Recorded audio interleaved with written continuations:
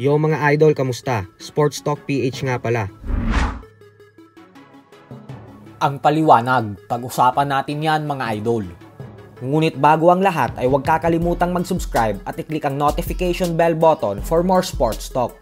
So dahil nga po sa sumabog na balita kahapon na malaki ang posibilidad na ang ating pambato na si former WBC Featherweight World Champion Mark Magnifico Magsayo ang sunod na makakalaban ng current undefeated WBA Lightweight World Champion Gervonta Tank Davis. Kaya naman nagkagulo talaga ang Philippine boxing community dahil syempre hindi inaasahan ng lahat na posible pala itong mangyari.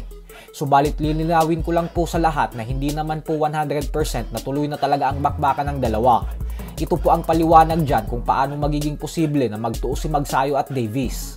Para po kasi sa mga hindi nakakaalam ay nakatakdang magtuos si Davis at ang current WBA Super Featherweight World Champion Lamont Roach Jr. sa March 1. Subalit nitong mga nakalipas na linggo lamang po ay may mga lumalabas na balita na malaki ang posibilidad na makansela ang bakbakan ng dalawa. Kaya naman dahil po dyan ay si Magsayo ang lumabas bilang replacement fighter kung sakaling hindi tumuloy si Lamont Roach Jr. sa laban kay Davis. Ibig sabihin po niyan ay naka-standby lang si Magsayo at reserve fighter. Nang sa ganun ay kung may mangyaring aberya sa parte ni Lamont Roach ay matutuloy pa din ang event ni Tank Davis sa March 1 dahil andyan si Magsayo na handang palitan si Roach bilang kalaban ni Davis. Sa madaling salita ay back up po si Magsayo. Ang pinakamagandang halimbawa po dyan ay kung ating pong matatandaan ay noong taong 2021 ay nakatakda dapat na magtuos ang former 3 Division World Champion angas ng Pinas General Casimero at ang former WBO Bantamweight World Champion Paul Butler. At dahil medyo may pangangamba ang mga promoters noon kay Casimero na hindi makuha ang tamang timbang at makansela ang laban, kaya naman pinadala pa din ng mga organizers sa England ang isa pa nating pambato na si former 2-time world title challenger Jonas Sultan upang magsilbing replacement fighter kung sakaling magkaroon ng aberya kay Casimero.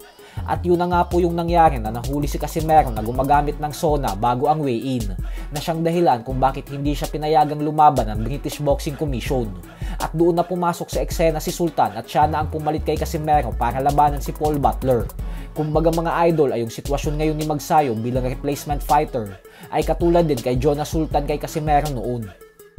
Sa kabilang banda naman mga idol ay tila hindi na nga po nakapagpigil pa ang Hall of Fame boxer na si Timothy Bradley Jr. nang dahil sa sobrang nababanas na ito sa kakaiwa sa malalaking laban ng current Unified Super Middleweight World Champion Canelo Alvarez. Bumanat po kasi si Bradley at sinabing sana daw ay tumigil na sa kakatakbo si Canelo sa current WBA Junior Middleweight World Champion Terence Crawford.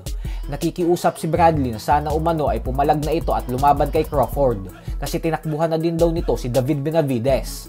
Masyado na umanong halata na umiiwas si Canelo sa malalakas upang labanan ng mahihinang fighter.